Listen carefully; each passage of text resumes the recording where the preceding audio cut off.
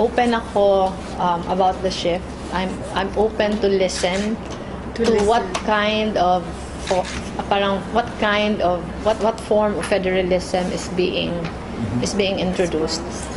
Pero kung halimbawa yung nakikita natin sa US, tingin ko hindi tayo ready eh.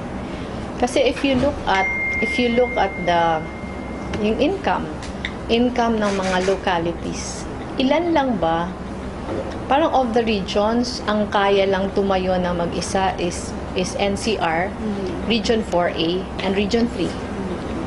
Ito yung hindi dependent on the national budget. But all the other regions, including Region 7, except for Cebu City, I think, ano yun? Yung internally generated na income is much lower than what they get from IRA. So yung worry ko, ano kayang klaseng forma ng federalism if we will leave the local government units to themselves? Kaya nilang tumayo. Kaya naman ako open. Kasi kung yung structure naman mas suited sa, yung parang kung ang structure mas strengthening of local autonomy lang, tingin ko okay yun. I think the President mentioned that it would be something similar to the French version. Pero hindi ko pa yung naaaral. Ako sana kung matutuloy yung federalism, unahin na yung law against political dynasties. Kasi kung wala pa yung batas against political dynasties, baka mangyari para maging fiefdoms yung mga feudal. Oo, yun yung worry ko. Feudal.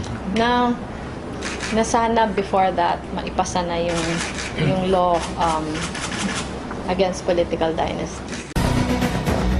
Amidst the rising tide of corruption and issues of uneven distribution of wealth these days, there is an emerging movement to revive the federal system of government. Davao City Mayor Rodrigo Duterte is spearheading the federal movement. I would rather go for a federal type. That's the best solution that I see now. Otherwise, you will be fragmented. Ang video na ito ay ginawa ko upang maiintindihan ng lahat kung ano ang federalismo at kung bakit ito ang nararapat sa Pilipinas. Ang federalismo ay isang sistema ng pamahalaan na kung saan ang kapangyarihan ay nahahati sa pagitan ng isang sentral na otoridad o federal government at ang pamahalaan ng rehiyon o estado o state government. Ang ibig sabihin, lahat ng aksyon at desisyong pangpolitikal ay dapat hayagan at mas mailalapit sa mga mamamayan hanggat maaari. Gaya ng karamihan ng klaseng pamamahala, ang federal government at state government ay parehong merong tatlong sangay ng pamahalaan. Ang ehekutibo o executive ang siyang nagpapatupad at nagtataguyod ng batas na tinatag ng legislatura. Pinamumunuan ito ng President o Prime Minister sa federal government at Governor o Premier sa state government. Ang legislatura o legislature or parliament ang siyang nagdedebate at bumuboto sa mga bagong batas na ipinakikilala. Ang legislatura ay pwedeng unicameral o di kaya bicameral na kung saan binubuo ito ng House of the Senate at House of Representatives. Ang judiciary ang siyang nagbibigay kahulugan sa mga batas at nagpapasya kung ang dalawang iba pang sangay ng pamahalaan ay kumikilos sa loob ng kanilang mga kapangyarihan. Ang federal at state governments ay parehong merong Supreme Court at lower federal and state courts. Kadalasan, ang federal government ang nangangasiwa sa mga isyu na nakakaapekto sa bansa sa kabuuan, kabilang ang pagtatanggol, digmaan, patakarang pambanyaga, mga lipas na yaman at pananalapi. Ang mga domestic na isyu naman, gaya ng tiyak na batas at regulasyon, turismo, dayuhang direktang pamumuhunan, edukasyon at kultura ay karaniwang pinangangasiwaan ng state government kung saan may autonomiya ito sa mga isyu na binanggit ko at ang autonomiyang ito ay ginagarantiya ng konstitusyon. Kahit na may autonomiya, ang mga state governments ay nagko-coordinate at nagtutulungan din sa mga issue tulad ng polusyon sa kapaligiran at maging mga patakaran tulad ng panimula ng taon na pasukan, kurikulum ng pagtuturo at kwalifikasyon ng mga guro. Gayon din, ang mga state governments at federal government ay nagtutulungan sa ilang aspeto gaya ng pagsasagawa at pagpapatupad ng batas, paniningil ng buwis at panghihiram ng puhunan. Ayon sa isang eksperto ng federalismo na si Professor John Erck, may tatlong pangako ang federalismo na sa tingin ko ay talagang nababagay sa bansa natin. Unang pangako, mas mahusay na demokrasya. Kung ang sistema ng pamamahala sa Pilipinas ay isang federal, magkakaroon ito ng mas mahusay na demokrasya. Ito'y dahil mas nailalapit ang demokrasya sa mga mamamayan, mas nabibigyan ng tinig at kapangyarihan ang mga lokal na komunidad at mas naisusulong ang tinatawag na demokratikong pananagutan kung saan ang ordinaryong mamamayan, mga partidong politikal at iba pang personalidad ng demokrasya ay nakakapagbigay ng reaksyon, karangalan o maging parusa sa mga opisyal na namumuno sa pagpapatupad ng mga pampublikong patakaran. Ang ikalawang pangako, mas mahusay na pamamahala. Kung ang sistema ng pamamahala sa Pilipinas ay isang federal, na itataguyod nito ang mas epektibong pamamahala.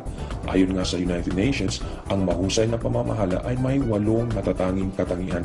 Ito ay ang una, participatory o nagbibigay ng oportunidad sa lahat upang makalahok sa pagdidesisyon. Ikalawa, consensus-oriented o isang proseso ng paggawa ng desisyon kung saan ang isang grupo ay bumubuo at sumasang-ayon sa isang desisyon para sa interes ng lahat ng miyembro nito.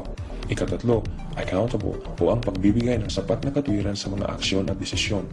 Ikaapat, transparent o ang obligasyon ng mga namumuno na ibahagi sa mga nauukulan ang mga aksyon at desisyon ng mga ito. Ikalima, responsive o ang pagbibigay ng madalian at epektibong aksyon. Ikaanim, effective and efficient o ang mabisa at mahusay na pamamalakad. Ikapito, equitable o ang makatarungan at walang kinikilingang pamumuno. At ang ikawalo, inclusive o ang sistema ng pamamahala na may kakayahang tumugon ng mga papublikong serbisyo at sinisiguro na lahat ay kasali at walang anumang bahid ng diskriminasyon. At ang ikatlong pangako, ang pamamahala ng mga katangian ng iba't ibang kultura. Kung ang sistema ng Pilipinas ay federal, na itataguyod nito ang mas mahusay na pamamahala ng mga katangian ng iba't ibang kultura at ang mga pagkakaiba at mga relasyon sa pagitan ng mga ito. Dahil iba-iba ang kultura natin mga Pinoy at marami-rami ring pagkakaiba sa pananalita, nararapat lamang ang federalismo. At dahil may iba't ibang estado nga o rehiyon sa federalismo na kung saan ang mga lugar na may pagkakatulad sa kultura at pananalita ay maaaring gawing estado o rehiyon, mas mapapahusay ang maging pamamahala dahil nabibigyan ang ganitong pamayanan ng autonomiya para pamahalaan ang kanilang sariling gawain. Marami na ang naniniwala na mas aasenso ang ating bansa kung magiging federal na tayo. Pero higit sa lahat, dapat din na disiplinado tayo sa lahat ng ating ginagawa. Handa na ba kayo sa tunay na pagbabago? Hello! Sana ay nagustuhan nyo yung first video na ginawa namin about federalism. Ngayon naman, let's take a deeper look into this type of government. Naniniwala kaming mas lalong maintindihan ang konseptong ito kapag ilagay natin sa kumbaga isang scenario kung saan ilalarawan natin ang pangkaraniwang ginagawa ng isang estudyante sa isang araw. Okay ba yun? Yun bang pagising mo sa umaga hanggang pag-uwi mo and all activities that you normally do in between those times. At alamin natin kung anong level of government ang involved dito. Mula sa pinakasimpleng bagay na ginagawa mo araw-araw, titingnan natin anong klaseng gobyerno ang nangangasiwa dyan. Okay? Simulan natin. Una, pagising mo sa umaga, syempre maliligo ka at naghahanda para sa eskwela. Ang kuryente at tubig na ginagamit mo o di kaya'y gas kung ang nagpapatakbo ng water heater mo ay gas at yung sewerage system kung saan dumadaloy ang pinanligo mo, lahat yun ang nangangasiwa state government. Then you will have your breakfast at 7 a.m. for example. Ang perang ginamit mong pambili ng kinakain mo, whether imported or local, at mga kalakalan at advertising, pinangangasiwaan lahat yan ng federal government. Nagiging involved ang state government sa area ng consumer laws at mga batas sa lugar ng trabaho o workplace at yung mismong establishmentong tinatrabahuan mo. Ang mga health inspection naman sa mga shops at kung saan-saan pang mga tindahan, kung saan mo binili yung mga pagkain at iba pang gamit, ang local government ang gumagawa ng mga inspection na yun. Pagkatapos aalis ka ng bahay, mag-aabang ka ng bus o jeep syempre, no? So, binibigyan ng federal government ng funding ang state government para sa construction ng mga kalsada o yung tinatawag nating major roads na dinadaanan ng mga bus at jeep. Ang mga state government naman may kanya-kanyang transport system gaya ng sa bus, batas trapiko at may sarili din silang mga pulisya o state police.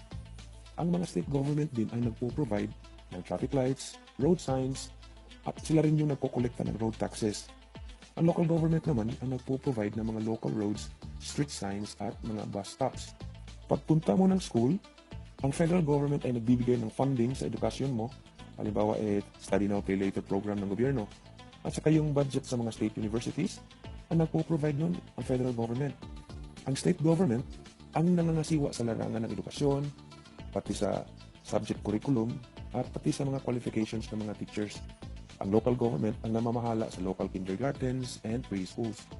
Kung gusto mo naman pumunta ng library habang nasa school ka para basa pa more, ang National Library ay pinangangasiwaan niya ng federal government.